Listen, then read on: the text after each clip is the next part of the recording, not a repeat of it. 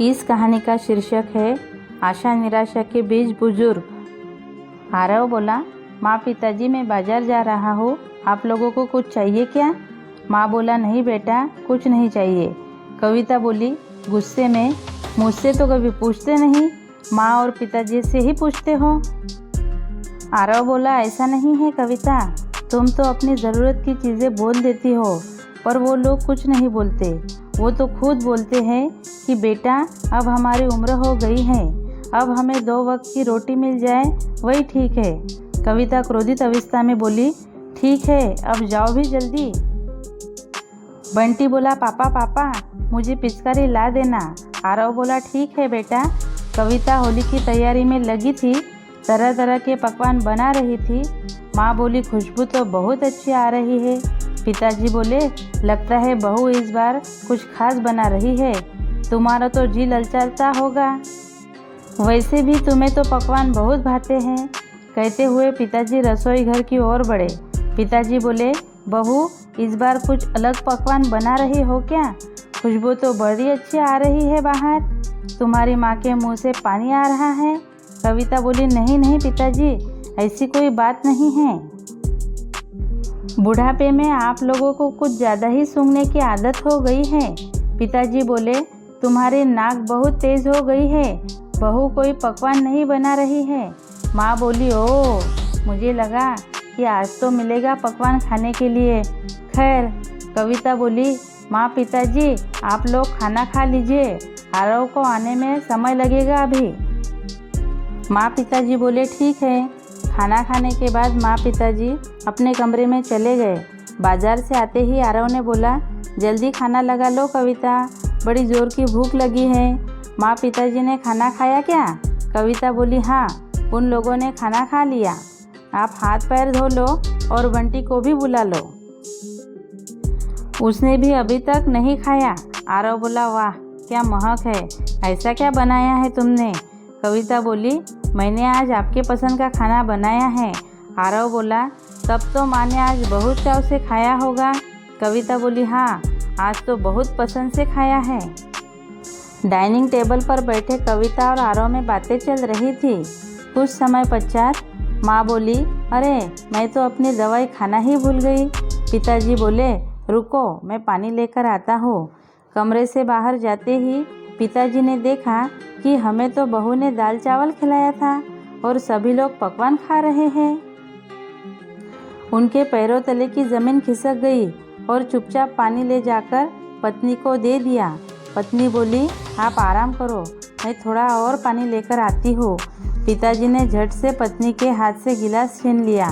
वो नहीं चाहते कि पत्नी को पता चले कि सच में आज घर में पकवान बना है, पर बहू ने हमें नहीं दिया। अगले दिन शाम के 5 बजते ही पिताजी बोले, आरव बेटा ज़रा ऑटो रिक्शा बुला देगा क्या, बाजार जाना है। पिताजी की बातों को सुनकर आरव चकित हो गया। आरव ने बोला, आपकी तबीयत तो ठीक है ना पिताजी, क्योंकि आज तक आपने कभी ऑटो रिक्शा से बाजार नहीं गए। पिताजी ने कहा, अरे हाँ हाँ बेटा मैं ठीक हूँ, तेरी माँ को आज बाजार ले जा रहा हूँ। पत्नी ने कहा, ये कहाँ लेकर आए हो? पिताजी ने कहा, राम राम चिंटू बेटा, कैसे हो? आज अपनी दादी को अपनी दुकान की सबसे अच्छी मिठाइयाँ खिलाना। पत्नी को बोलते हुए कहा, तुम्हें कल पकवान खाने का दिल कर रहा था ना, अब तुम्हें जो खाना है जी भर के खा लो, फिर न बोलना कि खिलाया नहीं।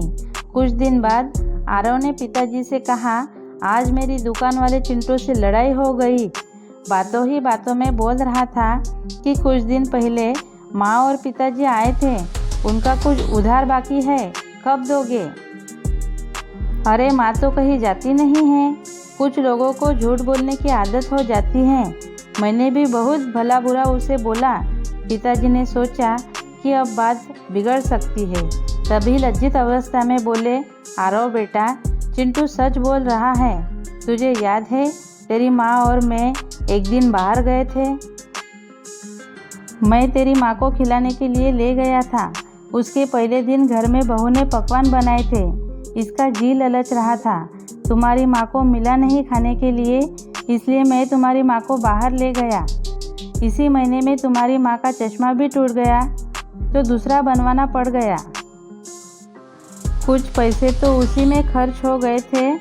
बेटा मेरे पास 150 रुपये मात्र थे, जिसमें से 50 रुपये ऑटो रिक्शे को दे दिए मैंने, बाकी के 100 रुपये दुकान वाले को दे दिए और पैसे बाद में दे दूंगा बोल दिया था।